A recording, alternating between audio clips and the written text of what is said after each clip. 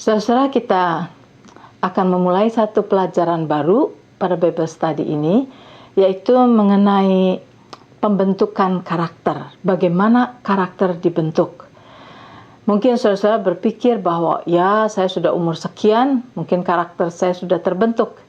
Tetapi saya percaya kalau kita mau diperbaharui oleh firman Tuhan, maka kita akan bisa belajar untuk improving karakter kita. Dan pelajaran ini juga baik untuk kita juga bisa membimbing anak-anak kita. Bagi saudara yang punya anak, saudara bisa membimbing anak-anak saudara di dalam karakter mereka, sehingga karakter mereka bisa dibentuk sejak mereka masih kecil untuk mempunyai karakter yang baik. Nah, saudara-saudara, kalau kita melihat di dalam firman Tuhan, seringkali bahwa kehidupan manusia itu diumpamakan sebagai pohon. Nah, ada banyak ayat-ayat yang mengatakan bahwa kehidupan kita ini seperti pohon, manusia itu seperti pohon. So, itu mari kita lihat beberapa ayat dahulu, supaya dari sini kita akan bisa lebih punya gambaran lagi apa yang dimaksud dengan pembentukan karakter. Kalau kita melihat dari Ulangan pasal 20 ayat yang ke-19, tapi saudara mesti lihat dari bahasa Inggrisnya, jangan dari bahasa Indonesianya. Ulangan pasal 20 ayat 19 ditulis di dalam kurung, dikatakan bahwa for the tree of the fields is man's life. For the tree of the field is man's life. Jadi dikatakan bahwa pohon di field itu adalah kehidupan manusia. Itu satu. Kemudian kita lihat lagi dari Mazmur pasal yang pertama. Saudara semua tahu, hafal Mazmur pasal pertama. Dikatakan bahwa orang benar itu seperti pohon yang ditanam di tepi aliran air. Sekali lagi, kita, orang benar itu siapa? Kita, orang yang sudah dibenarkan. Orang benar itu seperti pohon yang ditanam di tepi aliran air. Kemudian, kita melihat lagi Mazmur pasal 52 ayat bukan Mazmur 52, ya Mazmur 52 ayat yang ke-10. Mazmur 52 ayat yang ke-10. Dituliskan demikian. Tetapi aku ini seperti pohon zaitun yang menghijau di dalam rumah Allah. Aku percaya akan kasih setia Allah untuk seterusnya. Katakan, aku ini seperti pohon zaitun. Dikatakan lagi, hidup kita manusia seperti pohon. Kita lihat lagi, Mazmur pasal yang ke-92. Bagi saudara yang mau lihat ayat-ayat itu, Mazmur 92 ayat 13, 14, dan 15. Dikatakan begini, orang benar akan bertunas seperti pohon korma, akan tumbuh subur seperti pohon aras di Libanon. Mereka yang ditanam di bait Tuhan akan bertunas di pelataran Allah kita. Pada masa tua pun mereka masih berbuah, menjadi gemuk dan segar. Sekali lagi, orang benar itu bertunas seperti pohon, katanya seperti pohon kurma, seperti pohon aras. Nah, jadi kalau kita melihat dari sini, ada banyak sekali ayat-ayat yang mengatakan mengenai bahwa kehidupan manusia itu seperti pohon. Nah, mari saudara, kita bayangkan pohon itu seperti apa. Mengapa Tuhan memberikan perumpamaan hidup kita ini seperti pohon? Saudara mungkin bisa membayangkan sekarang. Saudara sudah mengikuti pelajaran mengenai imagination. Nah, sekarang pakai imagination saudara. Bayangkan sebuah pohon. Saudara bayangkan sebuah pohon dengan batang yang besar, dengan daun-daun yang rindang, atau saudara terserah saudara mau bayangkan pohon apa. Kalau saudara mau bayangkan pohon apel dengan banyak daunnya dan banyak apelnya. Kemudian saudara melihat batangnya yang cukup besar. Kemudian satu bagian lagi yang mungkin tidak kelihatan adalah akarnya. Dari pohon itu ada akar. Nah, akar itu pada pohon yang besar kadang-kadang akarnya keluar, kelihatan sebagian. Tetapi bagi banyak pohon akarnya tidak kelihatan sama sekali. Nah, saudara bisa melihat tiga bagian itu. Bagian daun-daun dan buah, bagian batang atau kerang daripada pohon itu, dan bagian akarnya. Nah, dari tiga bagian itu, saudara, kita tahu bagian mana yang terpenting. Yang terpenting adalah akarnya. Karena kondisi kesehatan dan keberadaan daripada pohon itu tergantung daripada keadaan daripada akarnya. Sama seperti manusia, ya. Manusia, saudara sudah melihat, manusia juga, saudara, yang terpenting adalah kondisi hati kita. Karena dari hati itu akan terpancar kehidupan. Maka demikian juga dengan pohon. Kalau kita melihat pohon, saudara, pohon itu tergantung daripada kondisi atau keadaan daripada akarnya. Kalau akar dari sebuah pohon bisa mencapai sampai kepada aliran air, maka pohon itu menjadi sehat karena akar itu menyedot air, menyedot makanan terus, sehingga akibat daripada akar yang mempunyai mata air itu akan membuat batang menjadi kuat, dan dari batang yang kuat itu akan menghasilkan daun yang rindang, yang hijau, daun yang penuh dan penuh dengan buah-buah. Nah, dari sini kita melihat, saudara, seperti itulah keadaan manusia juga. Nah, sekarang, saudara, kalau kita melihat bagian akar, akar itu adalah bagian hati kita. Hati kita. Apakah hati kita banyak diberi makanan? Nah, makanan buat hati kita adalah firman Tuhan. Apakah hati kita banyak diberi makan firman Tuhan? Makanan yang healthy. Kalau hati kita ini dipenuhi dengan makanan yang sehat, maka yang akan terjadi yaitu seperti batang yang kuat itu, akan terjadi karakter yang sehat. Karakter batang itu adalah menggambarkan karakter manusia. Karakter yang kuat, karakter yang teguh, karakter yang sehat, yang indah, yang baik. Dari karakter yang baik itu akan menghasilkan di atasnya, yaitu kalau dari batang akan menghasilkan daun yang hijau, akan menghasilkan buah-buah yang matang, yang besar-besar. Nah, apakah itu yang batang dan buah dan daun itu represent apa? Daun dan buah-buah itu representing apa yang dapat dilihat oleh manusia di sekeliling kita. Kehidupan kita akan dapat dilihat oleh orang melalui perbuatan kita, melalui kata-kata yang keluar dari mulut kita. Buah-buah itu adalah perbuatan-perbuatan kita, manifestasi daripada apa yang ada di dalam hati kita. Buah-buah itu merupakan kata-kata yang keluar dari mulut kita, itu terjadi manifestasi daripada apa yang ada di dalam hati kita. Buah-buah itu juga bisa merupakan anak-anak kita, bagaimana kita mendidik mereka, bagaimana kita membesarkan mereka, yang mereka mempunyai karakter yang baik dan sebagainya. Itu buah. Buah adalah hasil daripada apa yang ada di dalam hati kita, yang kita keluarkan sampai membuat karakter kita menjadi sehat dan akan berbuahkan perbuatan, kata-kata yang indah, yang sehat, yang membangun, yang memberi kekuatan kepada orang-orang di sekelilingnya. Nah, dari situ kita melihat. Jadi saudara, kita sekarang sedang belajar mengenai karakter. Jadi karakter itu adalah batang daripada pohon itu.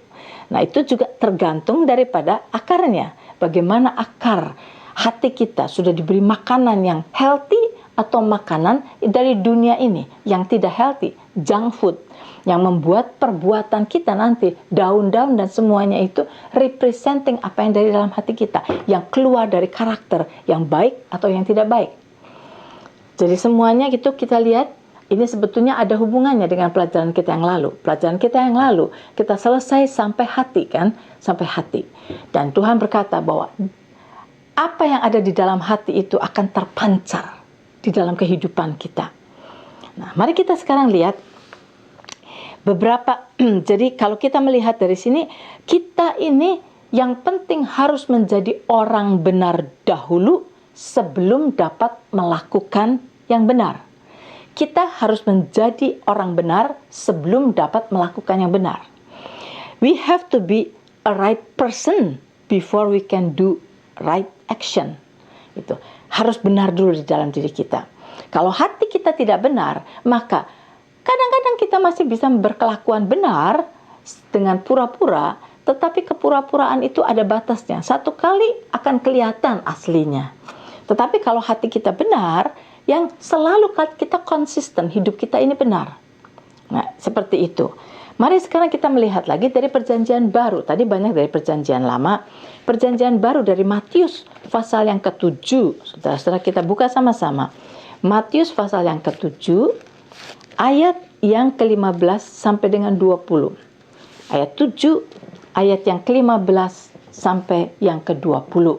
Dikatakan di sini, waspadalah terhadap nabi-nabi palsu yang datang kepadamu dengan menyamar seperti domba, tetapi sesungguhnya mereka adalah serigala yang buas. Dari buahnya lah kamu akan mengenal mereka. Dapatkah orang memetik buah anggur dari semak duri atau buah ara dari rumput duri? Demikianlah setiap pohon yang baik menghasilkan buah yang baik, sedang pohon yang tidak baik menghasilkan buah yang tidak baik. Tidak mungkin pohon yang baik itu menghasilkan buah yang tidak baik, ataupun pohon yang tidak baik itu menghasilkan buah yang baik. Dan setiap pohon yang tidak menghasilkan buah yang baik pasti ditebang dan dibuang ke dalam api. Jadi dari buahnya lah kamu akan mengenal mereka. Sekarang kita lihat dari Perjanjian Baru. Manusia diumpamakan sekali lagi sebagai pohon. Nah, mari kita lihat sekarang dari Matius pasal yang ke-12. Matius pasal yang ke-12 ayat 33 sampai dengan 37. Ayat 33 sampai dengan ke-37 dikatakan di sini. Jikalau suatu pohon kamu katakan baik, maka baik pula buahnya. Jikalau suatu pohon kamu katakan tidak baik, maka tidak baik pula buahnya. Sebab dari buahnya pohon itu dikenal. Hai kamu keturunan ular beludak, ini Tuhan Yesus sedang berbicara kepada orang-orang Farisi, kepada ahli Taurat dan sebagainya. Dan dia berkata, hai kamu keturunan ular beludak, bagaimanakah kamu dapat mengucapkan hal-hal yang baik, sedangkan kamu sendiri jahat? Karena yang diucapkan mulut meluap dari hati. Orang yang baik mengeluarkan hal-hal yang baik dari perbendaharaannya yang baik. Dan orang yang jahat mengeluarkan hal-hal yang jahat dari perbendaharaannya yang jahat. Tetapi aku berkata kepadamu, setiap kata sia-sia yang diucapkan orang harus dipertanggungjawabkannya pada hari penghakiman. Karena menurut ucapanmu, engkau akan dibenarkan, dan menurut ucapanmu pula, engkau akan dihukum. Lihat di sini, kita melihat lagi sekali lagi di dalam Perjanjian Baru mengenai pohon, mengenai buah. Di sini spesifik mengatakan mengenai semua kata-kata kita, orang yang mengeluarkan hal-hal yang baik dari perbendaharaan yang baik. Perbendaharaan itu adalah hati kita. Dari perbendaharaan yang baik akan mengeluarkan kata-kata yang baik. Nah, sebab itu kita hati-hati saudara-saudara dengan kata-kata kita. Setiap kali kita berkata, dengarkan kata-kata kita sendiri. Sebab itu kalau kita mengatakan kata-kata yang negatif, kata-kata yang tidak benar, itu menunjukkan kondisi hati kita seperti apa. Kalau kita mengucapkan kata-kata yang ngomel terus, marah-marah, kecewa dan sebagainya, itu menunjukkan kondisi hati kita seperti apa. Nah, saudara-saudara, mari kita sekarang melihat kembali lagi kepada karakter. Nah, jadi saudara-saudara, penting sekali kita belajar mengenai karakter ini, karena dari melihat kelakuan orang, karakter seseorang, kita akan tahu kondisi daripada hati orang itu, apa yang ada di dalamnya. Orang bisa pura-pura, saudara, untuk sementara. Saudara bergaul cukup lama dengan orang yang pura-pura itu, saudara akan mengetahui exactly orang itu seperti apa. Setelah sekian lama, saudara akan tahu orang itu seperti apa. Nah, sekarang saudara, mari kita melihat bagaimana karakter itu dibentuk. Sebelum kita melihat karakter itu dibentuk, saudara, mari kita mengetahui dulu apa arti kata karakter. Karakter itu apa? Di dalam kamus Webster, di dalam Webster Dictionary, dikatakan bahwa karakter itu adalah moral excellence and firmness. Moral excellence and firmness. Nah, di dalam arti yang lain, bukan dari dictionary, definisi daripada karakter itu demikian. Karakter adalah kehidupan batiniah manusia yang dengan jelas menampakkan kepribadian dari manusia lama kita yang dipengaruhi dunia ini, atau kepribadian Tuhan yang dipengaruhi oleh firman Tuhan. Jadi sekali lagi, definisi daripada karakter adalah kehidupan batinnya manusia yang dengan jelas menampakkan either dua hal ini. Either menampakkan kepribadian dari manusia lama kita yang dipengaruhi oleh dunia, atau kepribadian Tuhan yang dipengaruhi oleh firman Tuhan. Itu adalah karakter. Nah, di dalam Alkitab, saudara, kata karakter ini seringkali dikatakan dengan kata yang lain, bukan karakter. Dikatakan macam-macam. Bisa karakter itu disebut dengan kata sifat ilahi, bisa disebut dengan kata manusia baru, bisa disebut dengan kata manusia batinnya, bisa disebut dengan kata teladan Allah, bisa disebut dengan kata hati, dan sebagainya. Nah, itu ada banyak sedang berbicara mengenai karakter. Nah, sekarang saudara, bagaimana karakter kita ini terbentuk? Nah, saudara lihat di sini.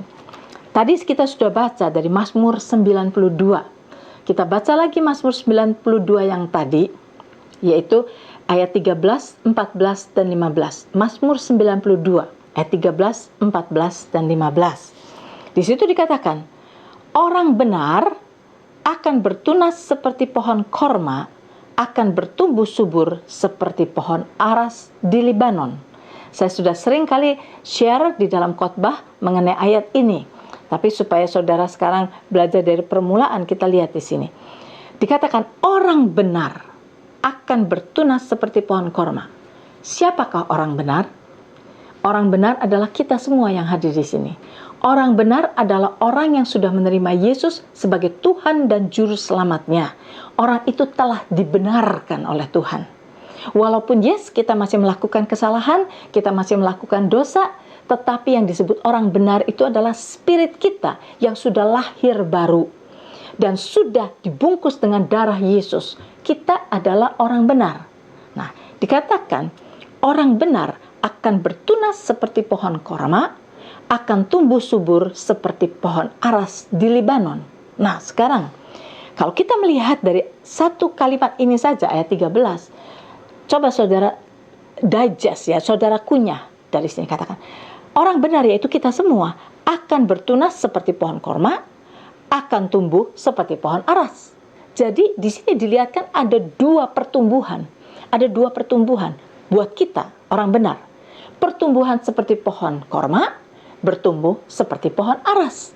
Nah, saudara sekarang lihat, pohon korma dan pohon aras itu sifatnya sangat berbeda, oposit sekali. Pohon korma itu tumbuhnya cepat. Di dalam beberapa bulan sudah cepat tumbuh. Tetapi pohon aras itu adalah pohon yang berbatang kayu keras. Pohon aras itu tumbuhnya pelan-pelan. Pelan, tapi saudara lihat pohon aras itu begitu menjadi besar, itu menjadi kuat sekali. Sedangkan pohon korma, saudara tahu, pohon korma tumbuhnya cepat. Tapi kalau kena angin, putus, mudah patah. Sedangkan pohon aras tumbuhnya pelan sekali, tetapi begitu established, biarpun ditimpa angin ribut, ditimpa badai, tetap berdiri. Nah, sekarang kita lihat ada dua macam pohon. Kita disuruh bertumbuh seperti dua macam pohon ini. Nah, sekarang bagaimana mungkin? Yang satu tumbuhnya cepat, yang satu tumbuhnya pelan. Nah, bagaimana mungkin? Apa artinya sebetulnya? Ayat ini sedang berkata apa? Kita disuruh bertumbuh seperti pohon korma dan bertumbuh seperti pohon aras. Arti daripada ayat ini, kalau kita mau mengerti artinya, ada di dalam 2 Petrus pasal yang ketiga ayat yang ke-18. 2 Petrus pasal yang ketiga ayat yang ke-18. Dikatakan di sini 2 Petrus pasal 3 ayat 18, dikatakan demikian. Tetapi bertumbuhlah dalam kasih karunia dan dalam pengenalan akan Tuhan dan Juru Selamat kita, Yesus Kristus. Nah, di sini ada dua pertumbuhan. Katanya, bertumbuhlah di dalam kasih karunia atau grace. Grow in grace and bertumbuh dalam pengenalan. Grow in knowledge. Di dalam bahasa Inggrisnya grow in knowledge. In knowledge akan Tuhan dan Juru Selamat kita Yesus Kristus. Jadi, apa yang dikatakan di dalam Mazmur 92 itu, praktikalitinya adalah seperti yang dikatakan dalam 2 Petrus pasal 3 ayat 18. Bertumbuhlah di dalam dua pertumbuhan. Grow in knowledge and grow in grace. Ada dua pertumbuhan. Nah, saudara, sekarang kita lihat dari sini. Bagaimana kita bertumbuh di dalam knowledge, dalam pengetahuan, itu cepat sekali, saudara. Kalau saudara datang ke gereja rajin, saudara ke Bible study rajin, saudara rajin baca buku, baca Bible, saudara, pertumbuhan saudara akan cepat sekali. Itu adalah pertumbuhan di dalam knowledge. Itu yang artinya bertumbuh seperti pohon korma. Baca, dengarkan pelajaran, mengerti, catat. Saudara tahu ayatnya di mana. Apalagi bagi saudara yang punya karunia mengajar. Saudara dengar pengajaran, saudara catat ayatnya, artinya apa, dan sebagainya. Kemudian sampai di rumah, saudara pelajari lagi. Semuanya saudara mengerti. Besok pagi, saudara bisa mengajar orang lain. Dengan catatan saudara, saudara bisa mengajar orang lain. Itu adalah bertumbuh di dalam pengetahuan. Grow in knowledge. Itu adalah bertumbuh seperti pohon korma. Bertumbuh cepat di dalam knowledge. Tetapi saudara, kalau kita cuma banyak knowledge, saudara, cuma knowledge saja di sini, itu tidak akan bisa banyak menghasilkan apapun juga. Sebab itu yang Tuhan mau, jangan cuma bertumbuh di dalam pengetahuan, teori saja, jangan. Tetapi kata Tuhan, bertumbuhlah seperti pohon aras. Di dalam Mazmur 92, di dalam 2 Petrus 3 ayat 18, bertumbuhlah, grow in grace. Grow in grace itu apa? Nah, kita mesti tahu grace-nya sendiri apa artinya. Ya, bertumbuh di dalam kasih karunia. Grow in grace, kita mesti tahu dulu apa artinya grace. Nah, supaya kita tahu bagaimana bertumbuh di dalam grace.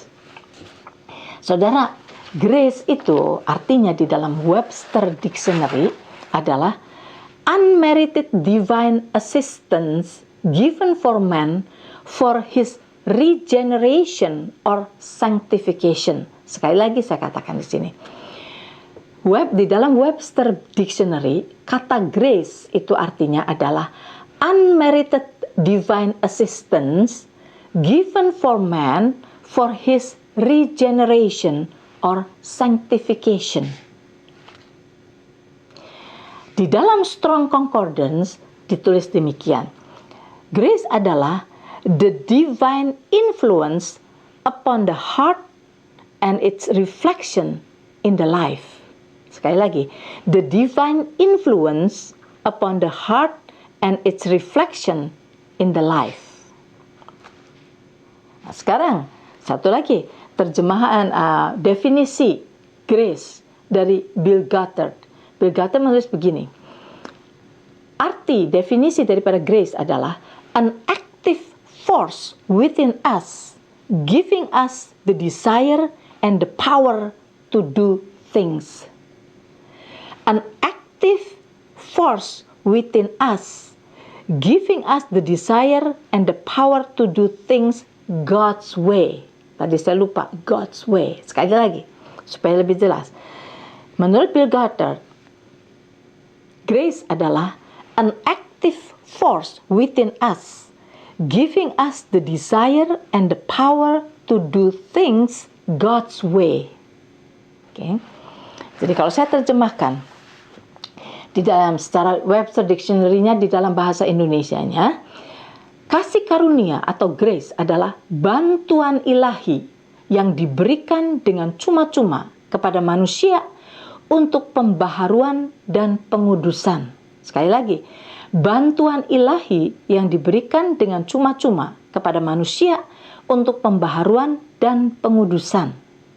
Dari Strong Concordance dikatakan, kasih karunia adalah pengaruh ilahi di dalam hati manusia yang nampak dalam kehidupan manusia. I hope dengan definisi ini saudara mengetahui grace itu jadi buat apa? Grace itu adalah untuk menolong kita. Namanya grow in grace adalah begini. Apa yang kita sudah tahu dari firman Tuhan, apa yang kita sudah mengerti di dalam firman Tuhan itu, jangan tinggal hanya di kepala kita, tetapi harus kita praktekkan di dalam kehidupan kita sehari-hari. Kita harus hidupi, apa yang kita mengerti itu harus kita hidupi. Nah, untuk menghidupi itu, saudara, enggak gampang. Contohnya, misalnya, saudara diajari pengajaran mengenai mengampuni. Dikatakan, kita harus mengampuni. Tuhan berkata begini-begini mengenai pengampunan. Dan saudara mengerti semua mengenai pengampunan. Tetapi pada saat saudara mau mempraktekkan mengampuni orang yang sudah menjahati saudara, itu nggak gampang. Saudara kesel. Saudara bilang, nanti dulu, dia itu jahatnya luar biasa. Mungkin mengampuni orang yang cuma gosip itu gampang. Tetapi mengampuni dia yang sudah menipu saya habis-habisan sampai uang saya, modal saya habis semua. Saya nggak bisa ampuni dia. Masih. Walaupun secara otak, secara pengetahuan kita tahu Tuhan menyuruh kita mengampuni. Tuhan berkata kalau kamu tidak mengampuni begini. Ayatnya di sini semua saudara tahu. Tetapi pada waktu mau mengampuni, mempraktekkan mengampuni, itu tidak semudah teorinya. Disinilah saudara-saudara. Untuk melakukan apa yang kita ketahui, kita membutuhkan pertolongan ilahi. Dari tadi kita lihat grace adalah pertolongan ilahi yang diberikan kepada kita untuk bisa melakukan apa yang firman Tuhan ini katakan. Sebab ada banyak sekali apa yang tertulis di dalam firman ini. Kalau kita tidak benar-benar mempelajarinya, saudara, kalau kita benar-benar mau mempraktekannya, itu impossible. Sebab itu kita butuh grace, kita butuh pertolongan ilahi. Nah, disinilah letaknya untuk kita membutuhkan pertolongan ilahi. Disinilah kita bertumbuh di dalam grace, yaitu untuk mempraktekkan apa yang kita sudah mengerti itu. Kita butuh pertolongan Tuhan, kita butuh pertolongan Tuhan, kita butuh pertolongan Tuhan. Nah, saudara, waktu saya sudah habis. Tetapi biar dari pelajaran yang baru sekarang ini saja, saudara bisa diskusi satu dengan yang lain. Apa kira-kiranya di dalam karakter saudara yang strong tetapi salah? Ya, misalnya saudara cepat marah, saudara tidak sabaran, misalnya saudara suka pahit, saudara cepat kecewa, dan sebagainya. Coba saudara selidiki masing-masing, mengaku di hadapan saudara-saudara yang lain untuk berkata, iya, saya ini problemnya di sini. Buat saya mengampuni gampang mungkin, ini gampang, ini, tetapi saya orangnya nggak sabar misalnya. Dan selama ini apa usaha saudara untuk merubah karakter itu? Selama ini saudara pakai cara apa untuk merubah? Apakah saudara berhasil di dalam merubah suatu stronghold, sesuatu kebiasaan? Segala sesuatu yang sudah menjadi kebiasaan menjadi karakter, saudara. Nah, jadi coba saudara buka dulu dengan jujur karakter apa yang saudara sekarang ini struggle untuk merubah. Karena saudara tahu ini salah, tetapi sulit sekali untuk merubahnya. Nah, kalau saudara bisa diskusi itu, nah kita akan teruskan pada minggu depan bahwa karakter itu perlu dibentuk. Kalau enggak, saudara-saudara, kita akan menjadi batu sandungan. Ada banyak kali kita mau melakukan yang benar, tetapi sulit sekali untuk bisa mengalahkan hal-hal tertentu di dalam hidup kita. Yang akhirnya walaupun maksudnya baik, jatuhnya tidak baik, menjadi batu sandungan. Sebab itu pelajaran ini akan panjang, saudara. Semoga saudara bisa sabar dari langkah kepada langkah selanjutnya. Kita akan belajar bagaimana mengatasi amarah, bagaimana mengatasi kesombongan, bagaimana mengatasi kepahitan, bagaimana banyak saudara, ketidaksabaran dan sebagainya. Nah, sebab itu silakan saudara bisa berdiskusi dan kita akan ketemu pada minggu yang akan datang.